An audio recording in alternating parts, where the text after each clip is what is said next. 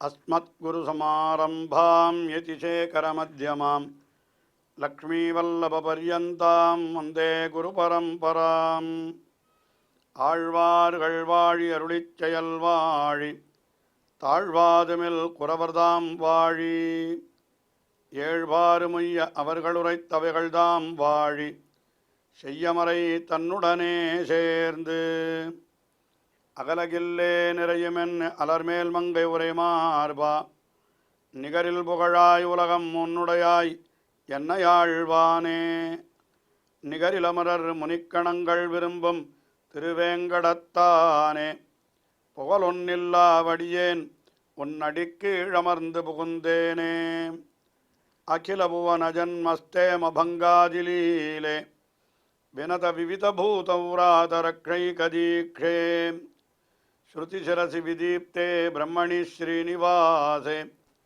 பவது மம பரஸ்மின் க்ஷேமுஷி பக்திரூபா. ஸ்ரீ விஷ்ணு சஹஸ்ரநாம ஸ்தோத்திரம் பீஷ்மாச்சாரியராலே தர்மபுத்திரருக்கு உபதேசிக்கப்பட்டது. பகவானுடைய எண்ணற்ற திருநாமங்களிலே ஒரு 1000 திருநாமங்களை தொகுத்து ரிஷிகள் சொல்லி வந்த விஷயத்தைத்தான் பீஷ்மாச்சாரியர் தர்மபுத்திரருக்கு உபதேசித்தார் என்று பார்க்கிறோம். திருநாமங்கள் அனைத்தும் பகவானுடைய திருக்கல்யாண குணங்களை பல்வேறு விதங்களிலே எடுத்து காட்டுகின்றபடியினாலே இந்த திருநாமங்களுக்கெல்லாம் மிக அழகான வியாக்கியானங்களை அருளி செய்திருக்கிறார்கள் பூர்வர்கள். அதிலே இன்றைய தினம் முதலிலே 916வது திருநாமமான பேஷலஹா என்கிற திருநாமத்தை பார்க்கிறோம். பேஷலஹா என்கிறதுக்கு மிக அழகானவர் என்பதுதான் பொருள். ஆதிசங்கர பகவத்பாதர் அதனையே சற்று விவரித்து அருளி செய்கிறார். கர்மணா மனசா வாச்சா வபுஷாச்ச சோபனத்வாத்து பேஷலஹா, எல்லாவற்றாலும் அழகானவர் என்று சொல்லுகிற. கர்மணா செயல்களாலே அழகானவர் பகவான். மனசா மிகவும் அழகான மனசை, அழகு என்னால் நல்ல தெளிந்த மனத்தை உடையவர். வாச்சா அழகான வார்த்தைகளை உடையவர். வபுஷா என்னால் அழகான சரீரத்தை உடையவர், திருமேனியை உடையவர். எல்லாமே அவருக்கு சோபனமாய் அழகாயிருக்கிறபடியினாலே கர்மணா மனசா வாச்சா வபுஷாச்ச சோபனத்வாத்து பேஷலஹா என்று இப்படி அர்த்தம் சொன்னார் ஆதிசங்கர பகவத்பாதர். இந்த திருநாமங்களெல்லாம் கஜேந்திர விற்த்தாந்தத்தை தெரிவிக்கிறது என்று பராசர பட்டர் தொடர்ச்சியாக வியாக்கியானம் பண்ணி கொண்டு வருகிறார் என்று பார்த்து வருகிறோம் அல்லவா. அந்த தொடர்பிலே இந்த பேஷலஹா என்கிற திருநாமத்திற்கு அந்த கஜேந்திர விற்த்தாந்தம், அதாவது கஜேந்திரனை காப்பதற்காக பரம்பொருளான பகவான் ஓடி வந்தான் அல்லவா, அப்பொழுது அவன் எப்படி அழகாயிருந்தான் என்கிறதை வர்ணிக்கிறார். என்ன வர்ணிக்கிறார் என்னால், சம்பிரமாது அயதாயத ஸ்ரக்பூஷாம்பர ரமணீயா பேஷலஹா என்கிறார். அதாவது கஜேந்திரனை காப்பாற்ற வேண்டும் என்பதற்காக மிக மிக விரைவாக ஓடி வந்தான் என்று அது கீழே ஒரு திருநாமத்திலே சொல்லப்பட்டது. அதாவது எவ்வளவு வேகமாக ஓடி வந்தான் என்றால் அது இவ்வளவு தூரம் என்று சொல்ல முடியாது. சிசிரஹா என்கிற இடத்திலே விரைந்து செல்லுபவர் என்று அப்படி அர்த்தம் சொன்னார்.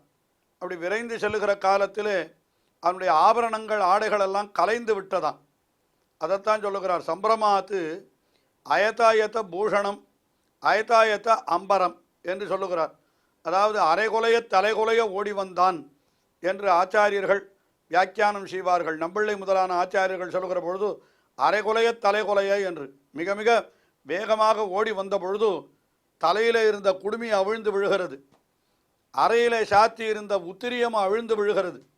அவ்வளவு வேகமாக ஓடி வந்தான்.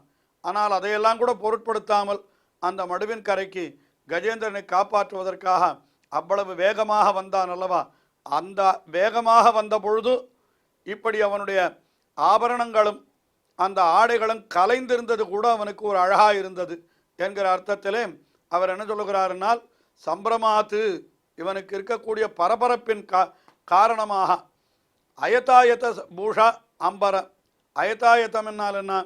யதாயத்தம் என்னால் அந்தந்த ஆபரணங்கள் அங்கங்கே இருக்க வேண்டிய இடத்துல இருந்திருக்கணும். ஆனால் இப்பொழுது என்ன ஆகிவிட்டது என்னால், ஆபரணங்களெல்லாம் மாறி மாறி கையிலே இருக்கிற ஆபரணம் கழுத்தில் இருந்தது, கழுத்தில் இருக்க வேண்டிய ஆபரணம் காலிலே இருந்தது என்று சொல்லும்படியாக இப்படி அயதாயத ஸ்ரக்பூஷாம்பர ரமணீயா பேசலகா, இப்படி அழகாயிருந்தான் எம்பெருமான் என்று அந்த அர்த்தத்தை சொல்லுகிறார். அடுத்தபடியாக பேசலகா என்கிற திருநாமத்திற்கு சத்யசந்த தீர்த்தர் அர்த்தம் சொல்லுகிற பொழுது பேசலகா மனோகரகா என்கிறார். மனோகரகான்னா மனத்தை கவரும் வண்ணம் அவ்வளவு அழகாயிருந்தான் என்று சொல்லுகிறார். அல்லது பேசலகா என்கிற சப்தத்திற்கு இன்னொரு அர்த்தம் சத்யசந்த தீர்த்தர் தமக்கே உரிய பாணியிலே அந்த சொற்களை உடைத்து அர்த்தம் காட்டுகிறார். அதாவது ப ஈசலகா என்று பிரித்தார். பஹா என்றால் காப்பாற்றுபவன் என்பது பொருள். பாச்சீதி பஹா என்று அர்த்தம். ஈசலகா என்றால் என்னன்னா, ஈஷம் ருத்ரனை பக்தத்வேன கிருண்ணாதி இதி ஈசலகா, அல்லது ஈசன் ருத்ரனை லாலனம் பண்ணுபவர், சீராட்டுபவர், அதனால ஈசலகா என்று அப்படியும் அர்த்தம் சொல்லலாம். அப்போ பஹா என்னால் பாத்தி, ஈசலகா என்னால் ருத்ரனை சீராட்டுபவர் அல்லது ருத்ரனை பக்தனாக உடையவர், ரெண்டுத்தையும் சேர்த்தால் பேசலகா என்று அப்படி அர்த்தம் கொள்ளலாம் என்பதாக பச்ச அசௌ ஈசலச்சேதி பேசலகா என்று இப்படி ஒரு அர்த்தம் காட்டினார். அதற்கு அடுத்தபடியாக திருநாமம் தக்ஷஹா என்பது 917வது திருநாமம் தக்ஷஹா. தக்ஷஹா என்கிற திருநாமத்திற்கு என்ன அர்த்தம் என்னால் பிரவருத்தஹா, சக்தஹா, சீக்கிரகாரி, 3 பொருளை சொல்லுகிறார் இந்த இடத்திலே.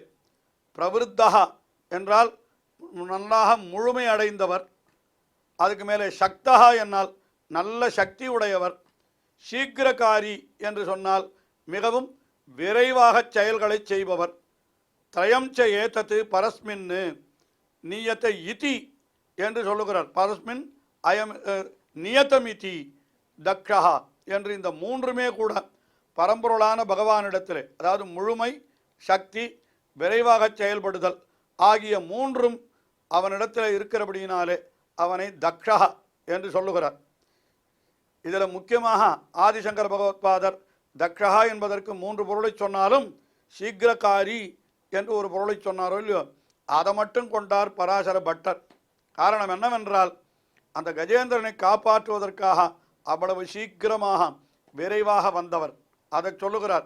க்ஷிப்ரம் ஆகந்தா என்றால் என்ன, மிக மிக விரைவாக அந்த மடுவின் கரைக்கு ஓடி வந்தார் அல்லவா, அதைத்தான் சொல்லுகிறது. வேகமாக என்னால் நாம் கீழே சொன்னோம். பராசர பட்டரே ஸ்ரீரங்கராஜஸ்தவம் என்கிற ஸ்தோத்திரத்திலே மிக அழகாக தெரிவிக்கிறார். என்ன தெரிவிக்கிறார்? அந்த பகவான் ஓடி வந்த பொழுது எவ்வளவு வேகமாக வந்தான். கருடன் மேலே ஏறுவதற்கு கூட அவகாசமில்லை, தொங்கிக் கொண்டே வந்தான். பதகராஜம் ஆரோகதா பகவத ஸ்தொராயை நமஹ என்ற பகவானுடைய வேகத்துக்கு ஒரு நமஸ்காரம் என்று சொல்லும்படியாக அப்படி வந்தான் பகவான் என்கிறபடியினாலே அந்த தக்ஷஹா என்பதற்கு சீக்கிரகாரி என்கிற மிக விரைவாக வந்தான், க்ஷிப்ரம் ஆகந்தா என்று அந்த அர்த்தத்தை சொன்னார். தக்ஷஹா என்கிற சப்தத்திற்கு சத்யசந்த தீர்த்தர் அர்த்தம் காட்டுகிற பொழுது தக்ஷஹா சமர்த்தகா என்கிறார். சமர்த்தகனா நல்ல சாமர்த்தியம் உடையவன் என்று அதுதான். அதுக்கு மேலே இன்னொரு அர்த்தமும் காட்டுகிறார். சத்ருணாம் ஹந்தா கந்தா என்று சத்ருக்களை விரைவில் சென்று அழிப்பவர், விரைவில் சென்று சத்ருக்களை அழிப்பவர். அதுவும் தக்ஷஹா என்பதற்கு வேகம் என்று ஒரு பொருள் நாம் கொண்டிருக்கிறபடியினாலே அப்படி 3 பேரும் அந்த விரைவு என்கிற அர்த்தத்தை காட்டியிருக்கிறார்கள். தக்ஷஹா என்கிற சொல்லுக்கு வேகம் என்கிற அர்த்தத்தை காட்டியிருக்கிறார்கள். ஆனாலும் மற்ற ஆச்சாரியர்கள் இருவரும் பொதுவாக விரைவை உடையவர் என்று அர்த்தம் காட்ட, பராசர பட்டர் மட்டும் கஜேந்திரனை காப்பாற்றுவதற்காக விரைவாக சென்றவர் என்று அந்த அவதாரத்திற்குரிய திருநாமமாக இதை சொல்லுகிறார் என்று பார்க்கிறோம். அடுத்தபடியாக 918வது திருநாமம் தக்ஷிணஹா என்பது. தக்ஷிணஹா என்னால் என்னன்னா அதே பொருள்தான், வேகமாக செல்லுபவர் என்பதுதான். அதை சொல்லுகிறார் பாருங்கள். ஆதிசங்கர பகவத்பாதர் அந்த அர்த்தத்தையே காட்டுகிறார். தக்ஷிண சப்தஸ்யாபி தக்ஷ ஏவ அர்த்தா. கீழே தக்ஷஹா என்று சொல்லப்பட்ட சொல்லிலே என்ன பொருளை கொண்டோமோ அதே பொருள்தான் தக்ஷிணஹா என்பதற்கும் பொருள் என்று சொன்னார். ஆனால் சப்தபேதாத்து ந பௌனருக்தியம், வேறு வேறு சொற்களாக இருக்கிறபடினாலே அது கூறியது கூறல் என்ற குற்றம் வராது. தக்ஷகான்ற சப்தத்திலையும் வேகமாக செல்லுபவர், தட்சிணாகன்னா அது சொல்லு வேறத்தானே, அது தக்ஷகா இது தட்சிணகா, இது வேறு வேறு சொல்லாக இருக்கிற பொழுதோ அதை சொல்லக்கூடாது என்கிற காரணத்தினாலே என்ன சொன்னார்னா சப்தபேதாத்து ந பௌனருக்தியம், சப்தபேதங்களினாலே பௌனருக்தியம் என்னால் கூறியது கூறல் என்ற தோஷம் இங்கே கிடையாது என்று சொன்னார். அதற்கு மேலே இன்னொரு பொருளும் காட்டுகிறார். அதவா வேறு பொருளைத்தான் சொல்ல வேண்டும் என்று நாம் கொண்டால் அப்போ என்ன சொல்கிறேன்னா தக்ஷதே கச்சதி ஹினஸ்தீதி வா தக்ஷா, அதாவது தக்ஷதே என்னால் அழிப்பவர் என்று கீழே கூட நாம் தக்ஷா என்கிற சொல்லுக்கு சத்யசந்த தீர்த்தர் காட்டுகிற பொழுது சத்ருணாம் ஹந்தா என்ற பொருளை பார்த்தோம் அல்லவா, அது இங்கிருந்து பெறப்பட்டது என்று கொள்ளலாம். என்ன சொல்லுகிறார், தக்ஷதே கச்சதி அதாவது விரைவாக செல்லுபவர், ஹினஸ்தி தன்னுடைய அடியவர்களுடைய விரோதிகளை அழிப்பவர், அதனால் அவருக்கு தட்சிணஹா என்று பெயர் என்று அந்த அர்த்தத்தை சொன்னார். பராசர பட்டர் தட்சிணஹா என்கிற சப்தத்திற்கு மிக மிக அழகான பொருளை சொல்லுகிறார். அதாவது கஜேந்திரனை காப்பாற்ற வேண்டும் என்பதற்காக ஓடி வந்த எம்பெருமானை அன்றோ இங்கே தட்சிணஹா என்று விളിக்கிறார். அதாவது இதெல்லாம் பகவான் கஜேந்திர அவதாரம், கஜேந்திரனுக்காக, அதாவது கஜேந்திரனுக்காக பகவான் பண்ணின அவதாரம், அந்த அவதாரத்தை சொல்லுகிறது என்று நாம் பார்க்கிறோம் அல்லவா தொடர்ச்சியாக திருநாமங்கள். அப்படி பார்க்கிற பொழுது இங்கே இதற்கு என்ன அர்த்தம் சொல்லுகிறாருன்னால் ததா ஆகத்திய திக் மாம் தூரதா அகம் துவாம் இதி சாந்த்வனைஹி கஜேந்திரஸ்ய அனுகூலஹ தட்சிணஹா. தட்சிணஹான்ற சப்தத்திற்கு தாட்சிண்யம் என்று நாம் தமிழிலே ஒரு சொல்லை அதாவது தமிழிலே நாம் பேசுகின்ற பொழுது கூட இந்த சொல்லை அடிக்கடி உபயோகப்படுத்துகிறோம், தாட்சிண்யம் என்று. தாட்சிண்யம் என்னால்னா ஒருவனிடத்திலே இருக்கக்கூடிய ஒரு கருணை, அதைத்தான் தாட்சிண்யம் என்று சொல்லுகிறோம். ஒரு அனுகூலம், அனுகூலத்துவம், அதற்குத்தான் தாட்சிண்யம்னு பேர். அந்த தாட்சிண்யம் என்பதற்கே அந்த சொல்லினுடைய வடிவம் எங்கிருந்து வந்தது என்னால் தட்சிணஸ்ய பாவகா தாட்சிண்யம் என்று இருக்கலாம். அந்த அர்த்தத்தைத்தான் இங்கே கொள்ளுகிறார் பராசர பட்டர். அதாவது கஜேந்திர ஆழ்வானை காப்பாற்றுவதற்காக மடிவின் கரையிலே வந்தவுடனே அந்த பகவான் என்ன சொன்னானாம், திக் மாம் தூரதா அகம் தூரகதா அகம் துவாம், ஐயோ நான் உனக்கு வெகு தூரத்தில் இருந்து விட்டேனே, இப்படி முதலை உன்னுடைய காலை கவ்வும் வரை விட்டு விட்டேனே. பகவான் வருத்தப்படுகிறானாம். முதலையானது யானுடைய காலை கவ்வி அதை கடித்து விட்டது, அந்த யானைக்கு வேதனையும் உண்டாகி விட்டது. அதை பற்றி பகவான் ரொம்ப வருத்தத்தோடு சொன்னானாம். திக் மாம் என்றால் என்ன, ஐயோ என்ன செய்தேன் என்ன செய்தேன், என்னை நானே நொந்து கொள்ள வேண்டியதுதான். என்ன காரணம், தூரகதா அகம் துவாம், உனக்கு வெகு தூரத்தில் இருந்து விட்டேனே, இப்படி உனக்கு ஒரு துன்பம் வரை வரும் வரை நான் பொறுத்திருந்து விட்டேனே என்று தன்னை தானே நொந்து கொண்டு சாந்த்வனைஹி அப்படின்னா என்ன, கஜேந்திரனுக்கு ஆறுதல் சொல்லும் விதமாக சில வார்த்தைகளையும் தெரிவித்தான் அந்த இடத்திலே. இப்படி அனுகூலனாக இருந்தபடியினாலே, கஜேந்திரனுக்கு அனுகூலனாக இருந்தபடியினாலே அவனுக்கு என்ன பேர், தட்சிணஹா என்பது பெயர் என்று. இது கஜேந்திரனுக்காக எடுத்த அவதாரம்.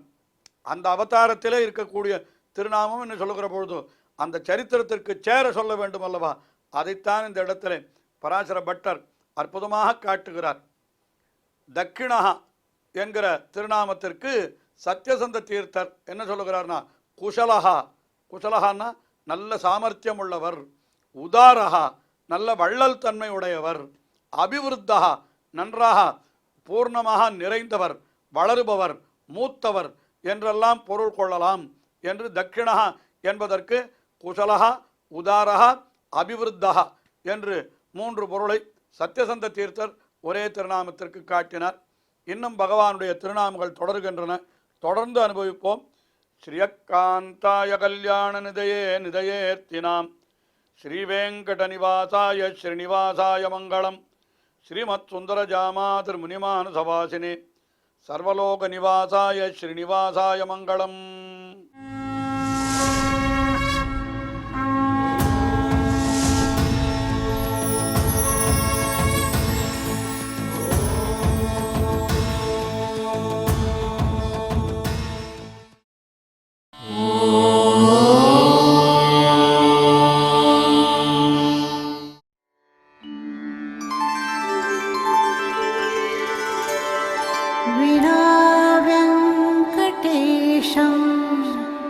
ननाथो ननाथः सदा वेङ्कटेशं स्मरामि स्मरामि।